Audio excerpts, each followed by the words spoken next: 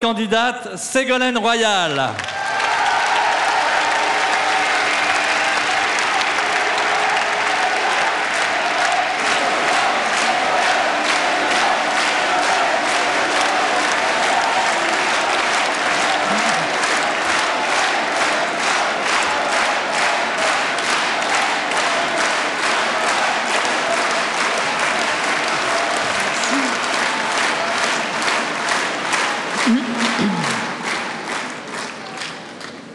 Chers amis, ce soir à Grenoble, à vous et à travers vous, c'est à la jeunesse de France que je m'adresse, à toute une génération. Je vous dirai la vérité, car de toutes les démagogies, la plus insupportable est celle qui ment aux jeunes. Et de toutes les droitures, la première est celle qui consiste à dire la vérité aux jeunes. Et comme vient le dire l'une d'entre vous, la jeunesse a la volonté et elle attend que les politiques balisent. Alors ce soir, posons ensemble les balises de la France que nous voulons construire ensemble.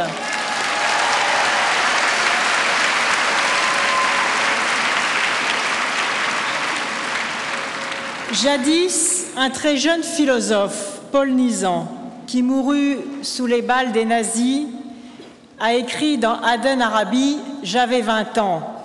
Je ne laisserai personne dire que c'est le plus bel âge de la vie. Tout menace de ruine un jeune homme. » J'y ajoute une jeune fille.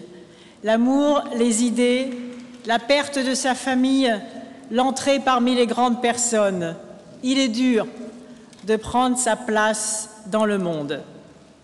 Les mots ont vieilli, mais ils nous disent encore avec assez de force que ceux qui idéalisent la jeunesse en général lui mentent. Ceux qui idéalisent la jeunesse en général sont d'ailleurs ceux souvent qui la dénoncent comme cause de tous les problèmes. Car si la jeunesse n'a pas toujours raison, la société qui l'ignore ou qui la frappe a toujours tort.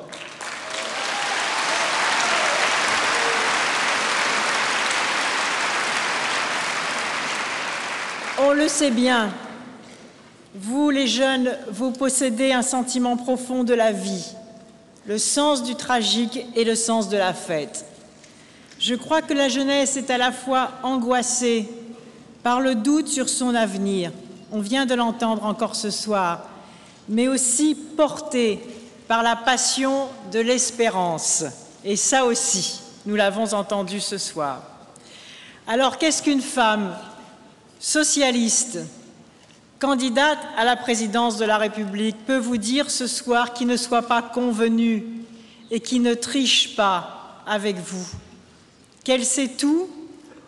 Que tout vous sera donné sans effort ni travail? Vous ne me croiriez pas et vous n'aimeriez pas. Alors quoi? Que lui promettre à la jeunesse? Avant de vous promettre, je voudrais vous demander quelque chose. J'ai besoin que vous gardiez intact votre goût du combat, de vos colères et de vos refus. J'en ai besoin, car la France...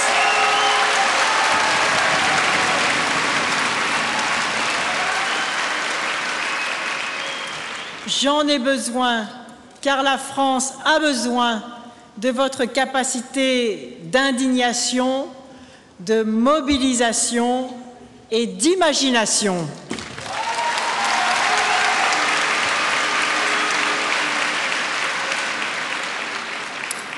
Oui, la gauche aime la jeunesse fiévreuse qui se lève et qui défend le principe d'une société solidaire. Celle qui fait reculer la droite sur le CPE hier, la jeunesse à fleur de peau, celle qui se dresse contre toutes les formes de discrimination, celle qui se sent citoyenne du monde et pas moins française pour autant, celle que toutes les inégalités révoltent, que tous les conformismes exaspèrent et que tous les mensonges indignes. Et aujourd'hui, en vous imposant dans le débat, comme vous l'avez fait et comme vous devez continuer à le faire, vous défendez les valeurs qui sont les vôtres, vos convictions et vos aspirations. Les grands combats de la jeunesse ont toujours produit les plus belles avancées. Je sais que là aussi, je peux compter sur vous.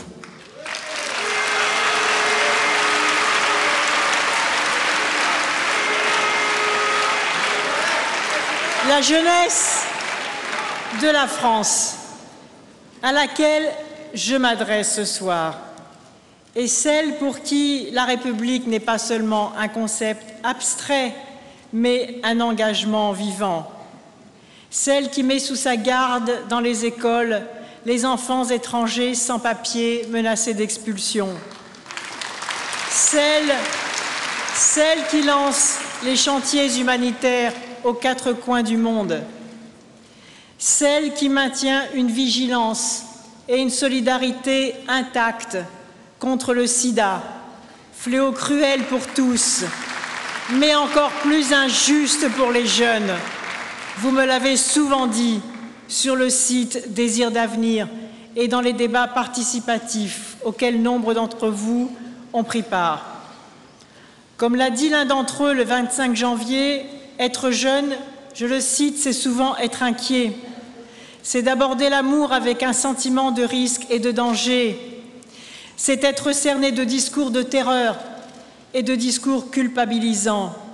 Et avec beaucoup de lucidité, il ajoute « La non-émancipation est peut-être l'une des causes de la violence ». Et puis je voudrais vous dire que je compte sur vous pour être les citoyens d'Europe beaucoup plus que la génération précédente. Mais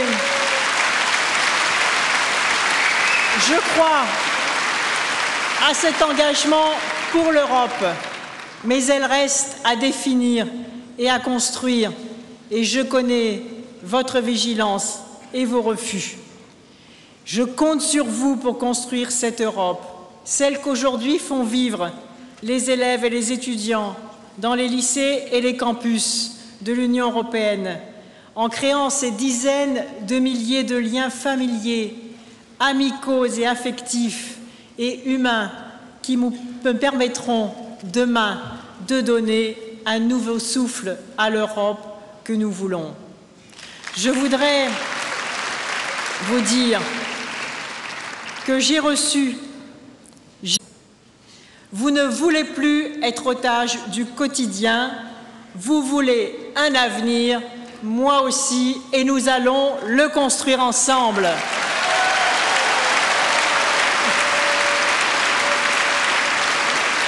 Vous ne voulez plus survivre, vous voulez vivre, moi aussi, et nous allons le faire ensemble. Vous ne voulez plus subir un système froid, cynique, égoïste et calculateur.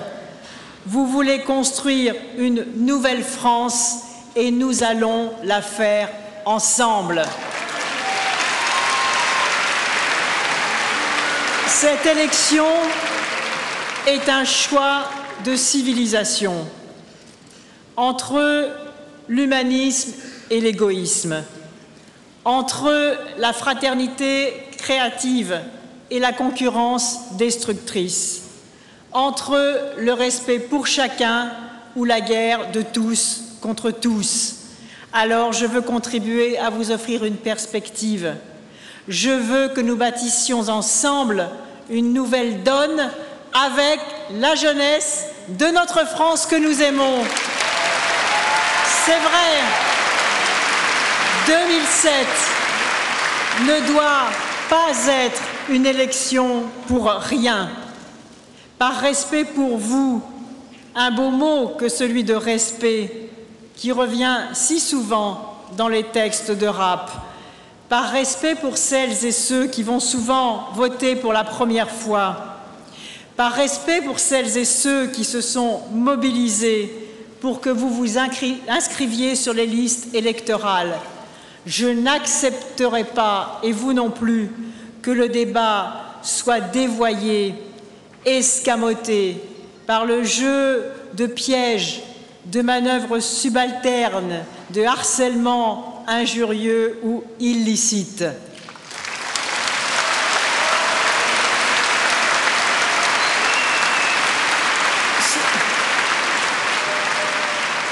Ce que nous construisons ensemble à travers des milliers de débats, ce que je veux porter au cours d'une campagne qui mobilisera des millions de Français, c'est le contrat d'avenir que nous voulons proposer aux Françaises et aux Français. Vous êtes venus massivement dialoguer sur les sites, avec le Parti socialiste, avec le MJS, avec la Ségosphère, avec Désir d'avenir. Merci d'avoir pris la parole. Merci d'avoir confié sans détour vos inquiétudes et vos attentes. Et encore une fois ce soir, votre confiance m'oblige.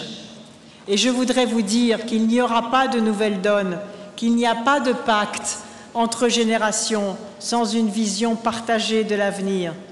Je sais que certains désespèrent, se résignent face aux désordres et aux injustices, pensant qu'on ne peut rien faire.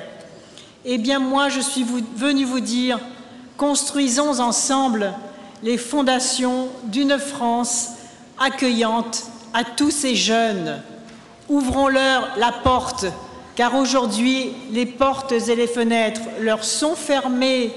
Je veux une France qui ouvre ses bras à tous ces enfants, d'où qu'ils viennent, de quelque quartier ils habitent, quel que soit leur projet.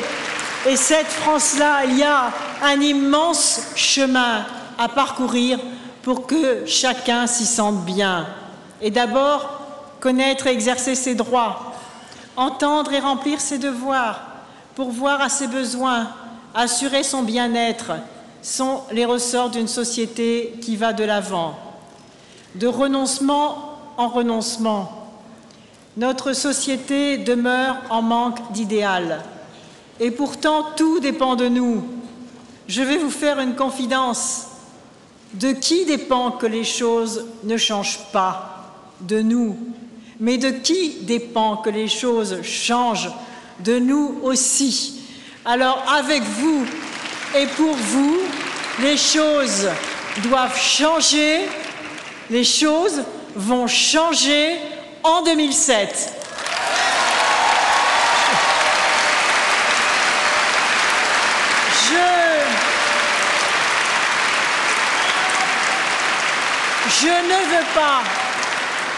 Je ne veux pas de cette société toujours plus violente, ou comme l'a dit l'un d'entre vous dans un débat, une bonne partie, je le cite, des violences est engendrée par le manque de considération envers certains jeunes. Ils ne se sentent pas utiles à la nation et ont de ce fait l'impression que la nation ne fait rien pour eux et donc qu'ils ne lui doivent rien. Eh bien, moi, je ne veux pas de cette société qu'un autre nous prépare, cette société du tous contre tous, cette société du chacun pour soi. Je ne veux pas d'un projet où la jeunesse est infantilisée, considérée comme une charge, voire comme une menace, et même comme un danger. Il y a ceux qui pensent que les jeunes sont un problème, qui n'en parlent qu'en termes de délinquance, qui ne cessent de les stigmatiser. Moi, je pense que les jeunes ne sont pas un problème, ils sont la solution à tous nos problèmes. Car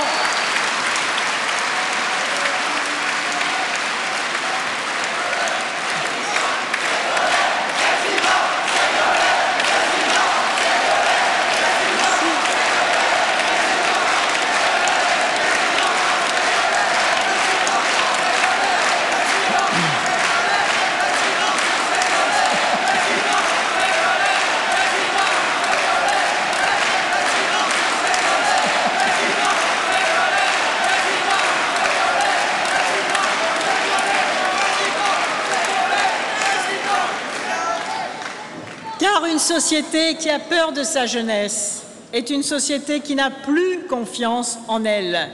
Une société minée par la mauvaise conscience, car elle sait qu'elle manque à son devoir d'hospitalité à l'égard de la génération suivante. Je veux, moi, une société qui vous fait confiance, et pour cela, j'attends beaucoup de vous.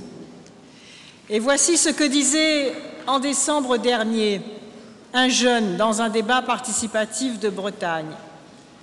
Comme ce soir, l'une d'entre vous, je connais une jeune diplômée qui a été nominée parmi les 10 choisis pour le concours des jeunes créateurs de Dinard.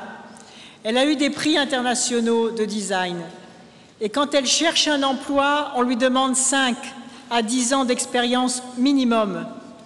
Cela fait qu'elle cherche depuis 2 ans. En France, on ne tient pas compte du talent. Alors toutes ses amies lui disent d'aller en Angleterre, en Italie, car il n'y a rien à espérer en France. Alors quand est-ce que la France donnera un peu d'espoir à ces jeunes? Tout est dit quand je lis ce message et quand je vous entends. Je veux pour la France un droit au premier emploi pour tous les jeunes qualifiés et diplômés, car sans eux, la France ne pourra pas se redresser. Elle n'a pas le droit de gaspiller tous ses talents. C'est avec tous les jeunes qualifiés, diplômés, qui veulent aller de l'avant et faire leurs preuves. Et à tous ceux qui sortent sans qualification et sans formation, nous avons le devoir de le leur en donner.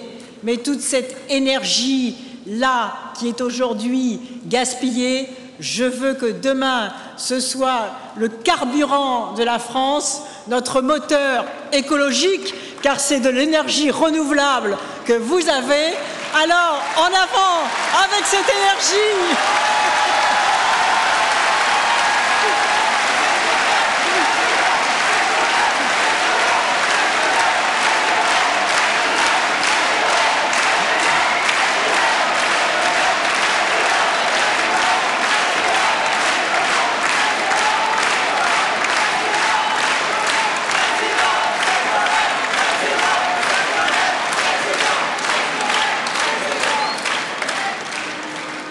L'ascenseur social, comme le dit Jamel, reste bloqué au sous-sol et ne dessert plus les étages du haut.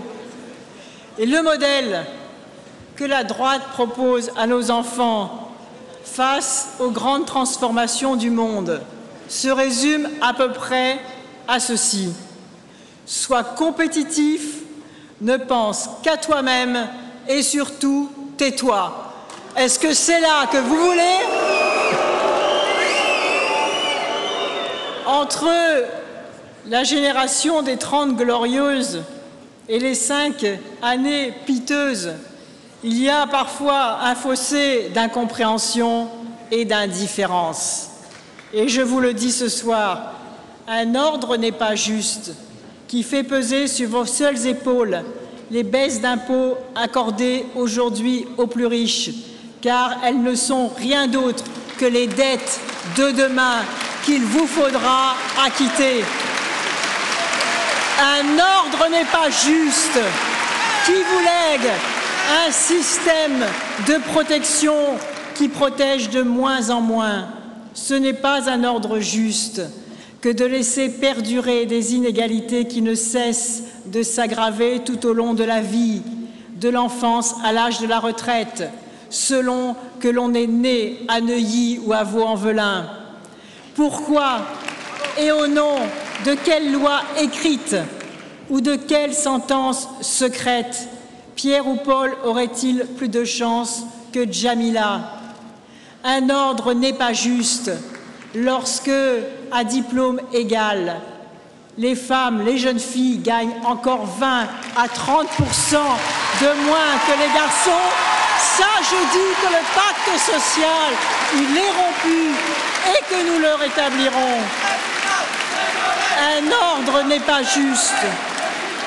Un ordre n'est pas juste qui considère les enfants de la République inégaux en droit, tout en leur imposant les mêmes devoirs.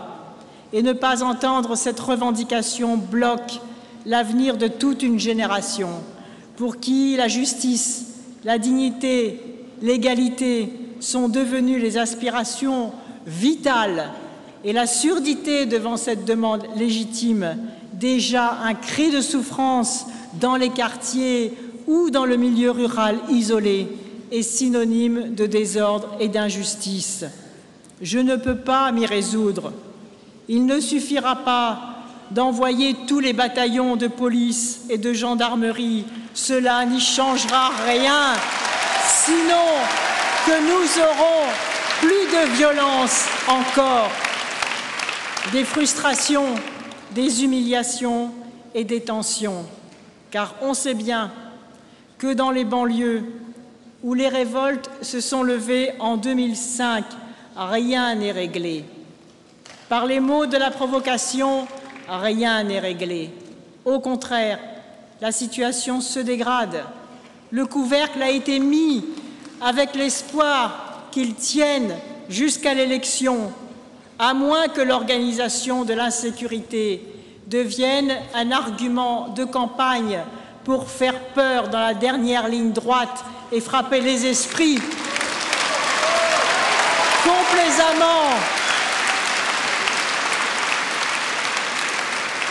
Complaisamment relayé par les médias amis du pouvoir.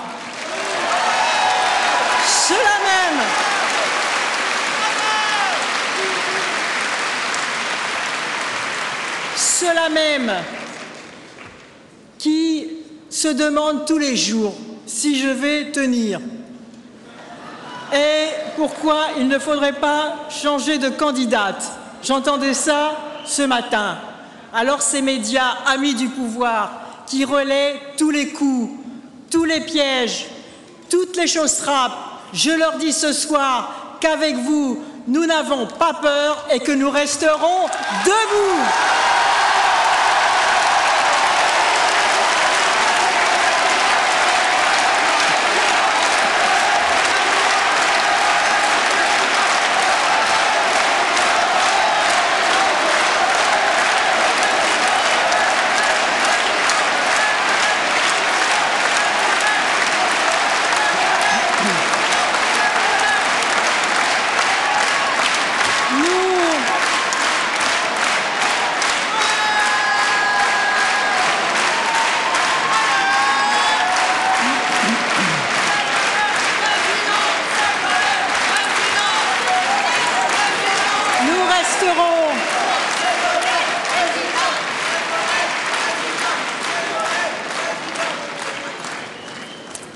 Oui, nous resterons debout et nous combattrons parce que nous avons aussi à réussir des combats de vérité. Je pense à Bouna, à Zied, à Muhitine, à ces jeunes électrocutés de Clichy. Et je dis à leurs familles que nous n'aurons de cesse que la vérité soit connue dans la tragédie qui a pris leur jeune vie au-delà du mensonge du ministre de l'Intérieur.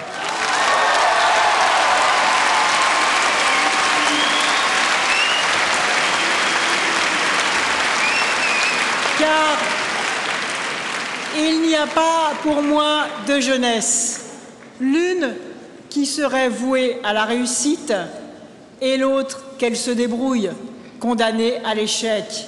Il n'y en a qu'une, la jeunesse de France. Bien sûr que les plus doués redoublent d'efforts, qu'ils soient les meilleurs, mais cela ne suffit pas. Je veux qu'ils tendent la main à ceux qui hésitent ou qui trébuchent pour qu'ils prennent avec nous, tous ensemble, le chemin de la France qui se redressera. Et oui, vous avez raison de revendiquer votre droit à l'avenir. Et je suis candidate à l'élection présidentielle pour gagner ce pouvoir d'agir, mais surtout pour vous le rendre, pour que nous agissions ensemble. La France.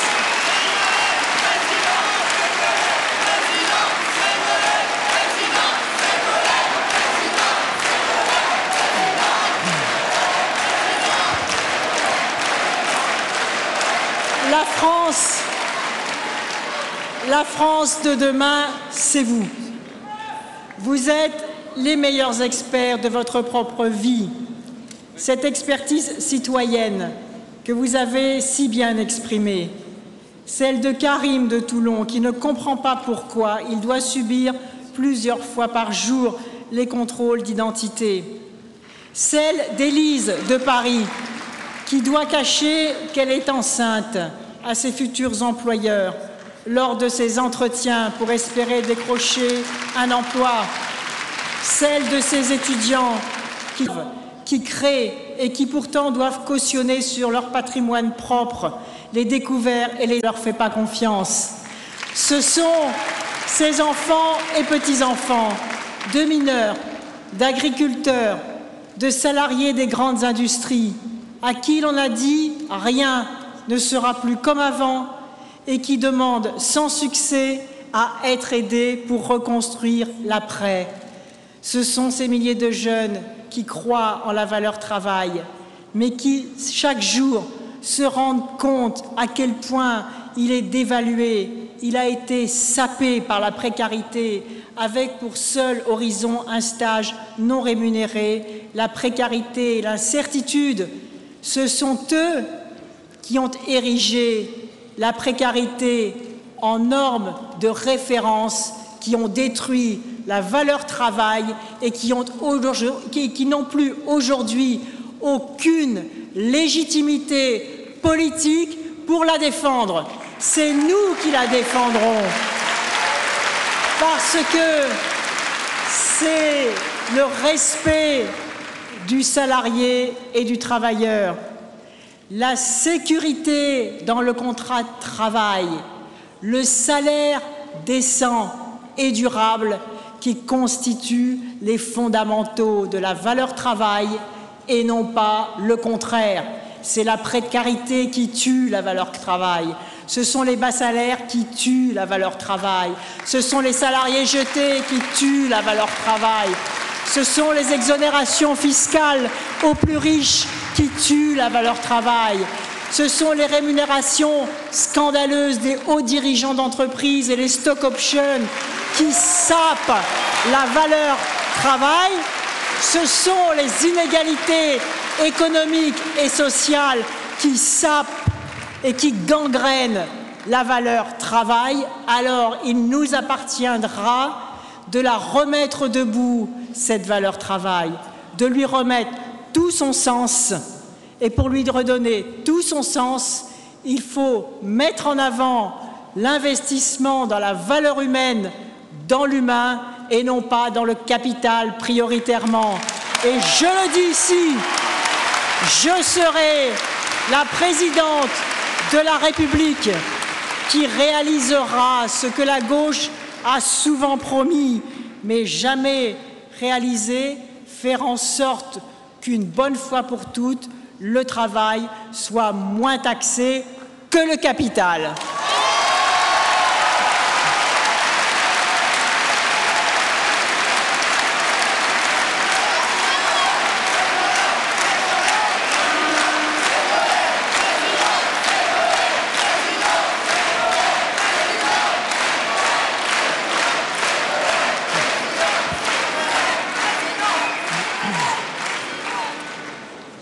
Et je veux avec vous une nouvelle ambition pour l'éducation. Aujourd'hui, notre système éducatif reproduit encore souvent cruellement les inégalités sociales et ne permet pas à tous d'acquérir les connaissances et les compétences auxquelles chaque citoyen a pourtant droit.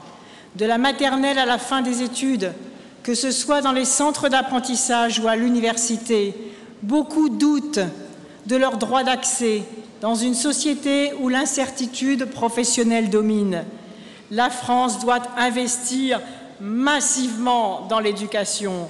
On ne peut plus supporter que 150 000 jeunes sortent chaque année sans qualification du système éducatif. Et c'est le moment que la droite choisit pour supprimer à la rentrée prochaine 5 000 postes d'enseignants dans le système scolaire, alors qu'il y a encore tant à faire.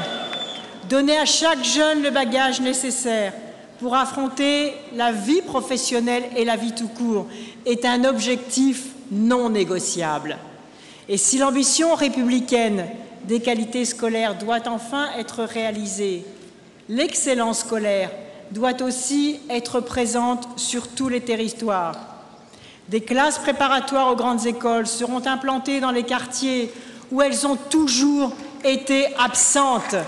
Et chaque lycée devra ouvrir au moins 5% de ses élèves la possibilité d'entrer dans les classes préparatoires ou en institut universitaire de technologie. J'en fais ce soir le serment. Cet engagement-là, il sera réalisé. Et puis, c'est à vous, les jeunes, que je m'adresse pour préparer l'après-pétrole et engager les dépenses d'avenir qui protégeront notre planète. C'est pour votre génération que nous devons agir sans tarder et pour celle de vos enfants et de vos petits-enfants qui nous demanderont des comptes sur nos négligences ou sur nos courages. Ensemble, il nous faut nous battre pour que demain notre air, nos eaux, nos forêts reviennent aux générations futures sans autre droit de succession que le devoir de les préserver. C'est cela l'excellence environnementale et c'est vous qui en êtes les premiers acteurs.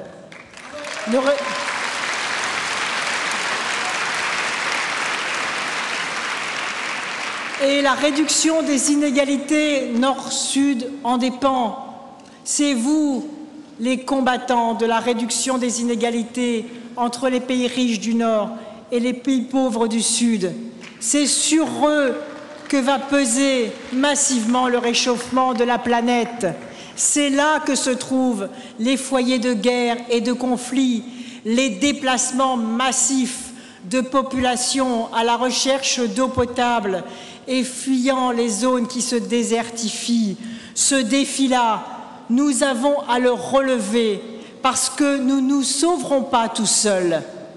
Seule la façon dont nous saurons faire accéder au développement, à faire sortir de la pauvreté les pays les plus pauvres, nous permettra de maîtriser les migrations de la misère. Nous ne le maîtrisons pas, ces migrations, avec des barbelés ou avec des policiers toujours plus nombreux aux frontières. Nous les maîtriserons grâce à un ordre international plus juste.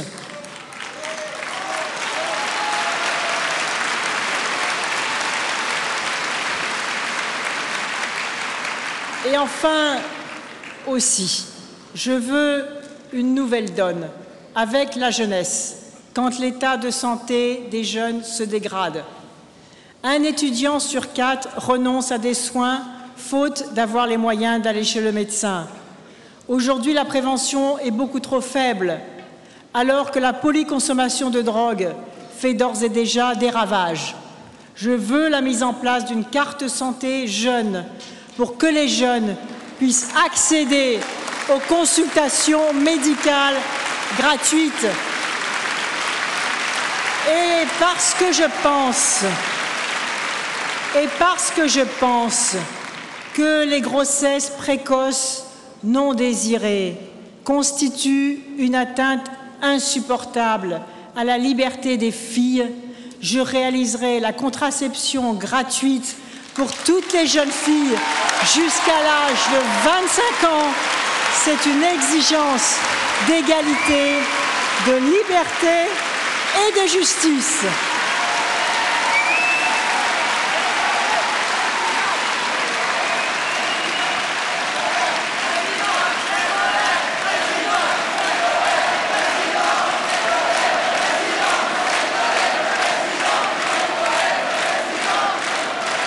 Je veux une nouvelle donne avec les jeunes pour le logement. Je l'ai dit tout à l'heure, 300 000 jeunes contraints de rester chez leurs parents parce qu'ils ne trouvent pas de logement. Et je crois que l'accès à l'autonomie, c'est le fondement essentiel pour avoir le droit à son tour de construire une famille.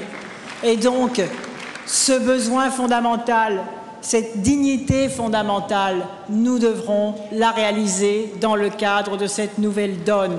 Et je veux aussi une nouvelle donne avec la jeunesse pour que dans les entreprises, dans les partis politiques, dans les syndicats et dans les associations, vous puissiez réellement exercer des responsabilités à la mesure de vos engagements. Je veux une nouvelle donne avec la jeunesse, un nouveau contrat moral et politique. La jeunesse, ce n'est pas la variable d'ajustement. Première embauchée lorsque l'économie repart, première licenciée lorsque l'économie ralentit. Vous avez et vous aspirez à prendre en main votre avenir. Vous le démontrez en animant des milliers d'associations à travers la France. Les jeunes veulent parvenir à l'autonomie pour construire eux-mêmes leur vie. Je l'ai dit tout à l'heure, je le confirme ici, je veux que cette aspiration à l'autonomie se concrétise. Car derrière cette aspiration, il y a une demande de reconnaissance. Derrière cette aspiration à l'autonomie, il y a une demande de dignité. Derrière cette aspiration à l'autonomie, il y a la revendication d'un droit à projeter sa vie dans l'avenir. Alors c'est le devoir, de même que c'est le devoir de tout parent, de faire en sorte que ces enfants soient correctement éduqués, aimés et encadrés avec la juste autorité dont ils ont besoin. Et je le dis sans démagogie, ce qu'une génération doit à la suivante, c'est la limite. De même, c'est le devoir de toute société d'assurer un avenir meilleur aux générations suivantes. C'est cela que j'appelle le droit, tout simplement le droit à l'avenir.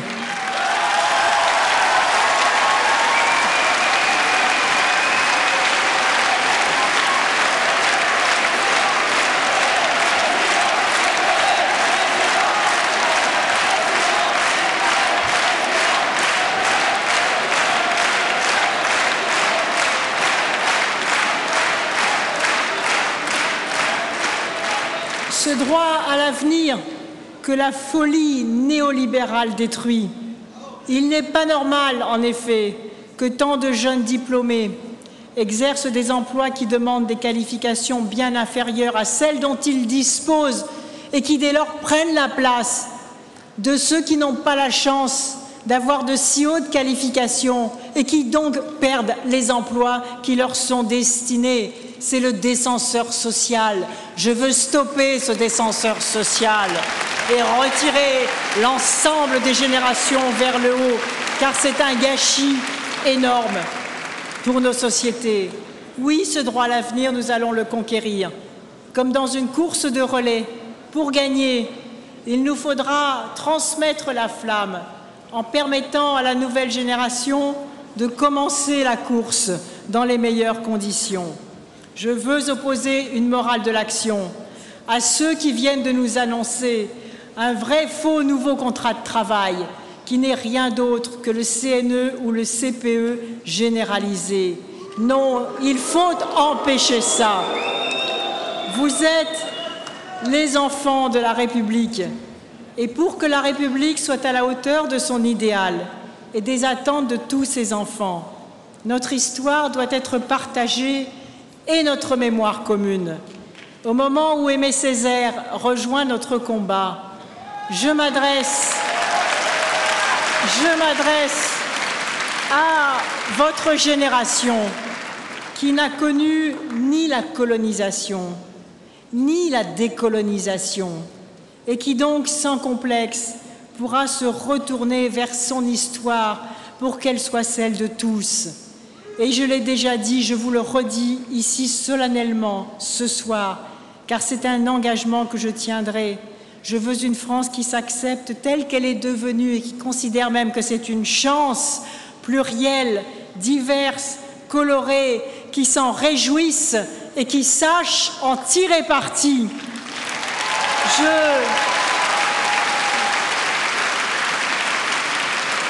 Je veux une France qui reconnaisse comme ses enfants légitimes tous ceux dont les familles sont venues d'ailleurs et qui sont aujourd'hui français à part entière, quoique toujours en but aux discriminations et au contrôle d'identité. Je vous le dis du fond du cœur, la France a besoin de vous, car vous êtes notre chance. Je veux un pays qui vous écoute, un pays qui vous comprenne, mais un pays qui soit exigeant envers vous, un pays qui vous épaule dans tout ce que vous entreprenez sans démagogie, un pays qui entende ce que lui dit Diams dans Ma France à moi. Il ne faut pas croire qu'on la déteste, mais elle nous ment. Ma France à moi leur tiendra tête jusqu'à ce qu'ils nous respectent. Je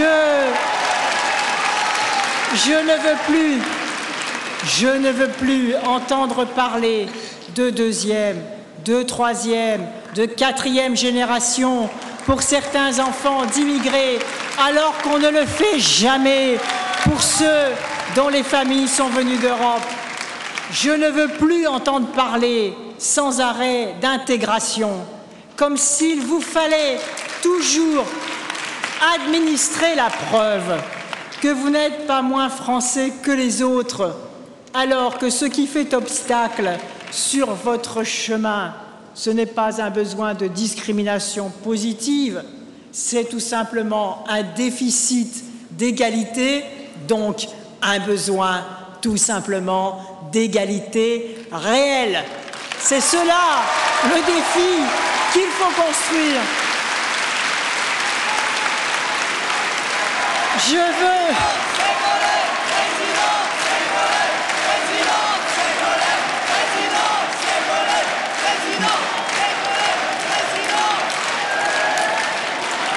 Je veux une France qui assume avec lucidité une histoire partagée, respectueuse de toutes les mémoires et accueillante à tous les siens.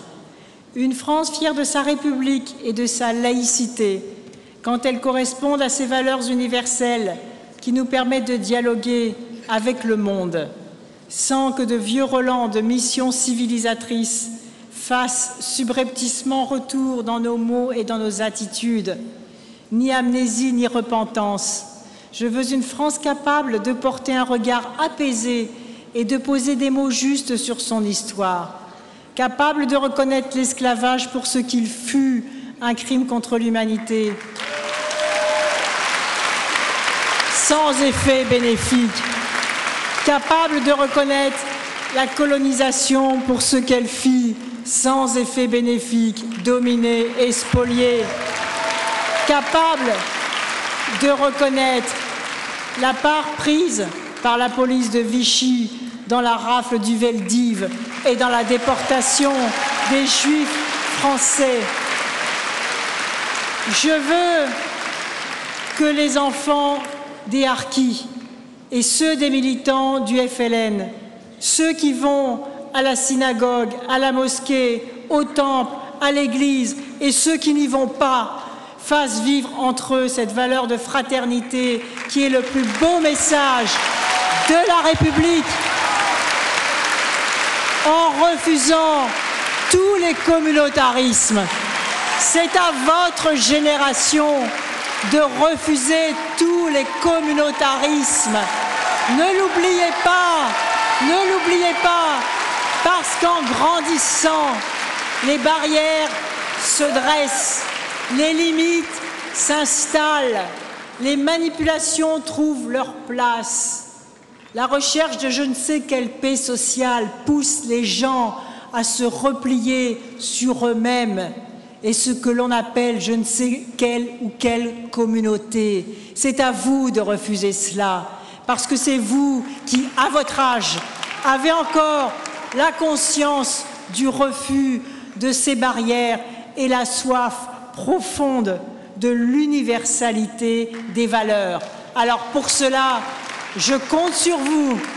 Le combat ne sera pas facile, mais ce combat, il faudra le gagner parce que la République en dépend, avec ses principes de liberté, d'égalité, de fraternité et d'universalité.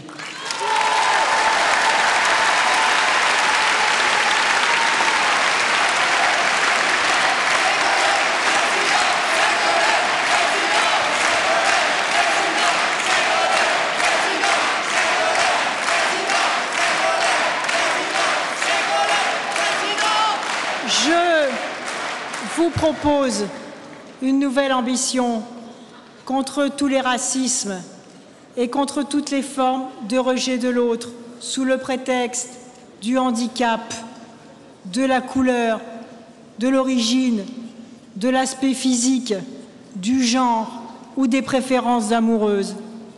Et je propose une justice des discriminations pour que la justice soit réellement en capacité de sanctionner et donc de prévenir, car si les sanctions étaient efficaces, les discriminations reculeraient, pour sanctionner donc celles et ceux qui pratiquent quotidiennement ces insultes à la République.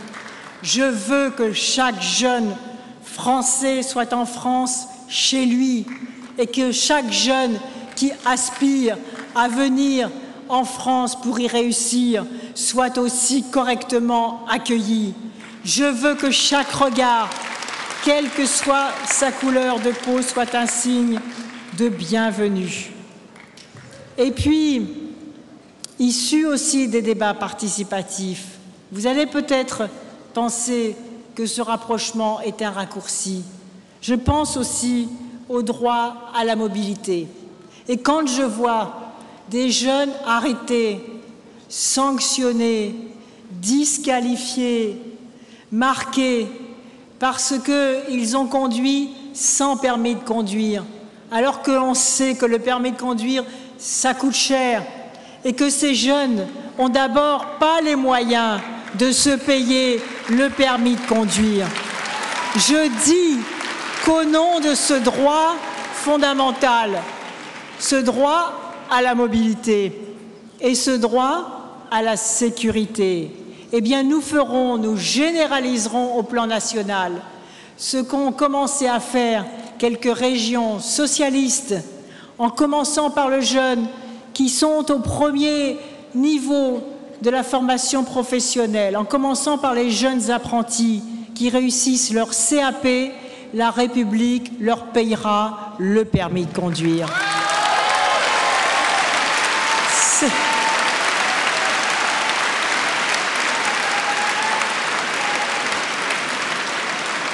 C'est à la fois une récompense de leur effort d'avoir accédé à cette première qualification et beaucoup de jeunes dans les métiers manuels qui ont en plus besoin de ce permis pour aller travailler. C'est à la fois une récompense de leur effort et un droit fondamental à la mobilité. Tout cela, c'est le premier étage d'un dispositif d'ensemble, un modèle qui replace le citoyen, son autonomie et donc sa dignité au centre de toute politique de l'emploi et pas seulement pour celle des jeunes. Et cela se prolongera, je l'ai dit tout à l'heure, avec le droit au premier emploi. Je ne veux plus qu'un jeune qualifié ou diplômé reste sans rémunération et au chômage au-delà de 6 mois, sans avoir soit une formation complémentaire rémunérée, soit un emploi. Et j'appellerai les entreprises à exercer leurs devoirs, parce que tendre la main à un jeune qualifié ou à un jeune diplômé, c'est préparer la ressource professionnelle qualifiée de demain. Et il est de l'intérêt même des entreprises que de faire cet effort pour donner à tous les jeunes, ceux qui n'ont pas de piston, ceux qui n'ont pas de soutien, ceux qui n'ont pas de relations et qui souvent, à diplôme égal, n'ont pas la chance de faire leurs preuves. Les entreprises devront se bouger pour faire en sorte que notre jeunesse ne soit plus gaspillée. Et enfin, je voudrais vous dire que ce que je veux pour vous aussi, c'est la conquête de l'esprit d'entreprise, de l'esprit de création. Je veux que partout, ces jeunes que je vois bien formés, parlant des langues, étant bien mieux formés que notre génération. Quand on nous dit ici ou là le niveau du bac baisse, ou le niveau des diplômes baisse, ça n'est pas vrai du tout. Les jeunes dans le système scolaire, je les vois, je les compare par rapport à notre génération. Mais vous êtes bien mieux formés, bien mieux dégourdis, ouverts sur le monde, ouverts sur les autres, lisant la presse, allant sur Internet. Il y a un potentiel extraordinaire. Et jamais je ne tolérerai que l'on continue à dire que les jeunes sont moins bien formés que lors de la génération précédente. Non seulement ils sont mieux formés, mais ils sont aujourd'hui moins bien rémunérés et moins bien accueillis dans le système économique. Et ça n'est plus possible. C'est cette France-là qu'il faudra remettre à l'endroit, car aujourd'hui, elle marche à l'envers. Alors,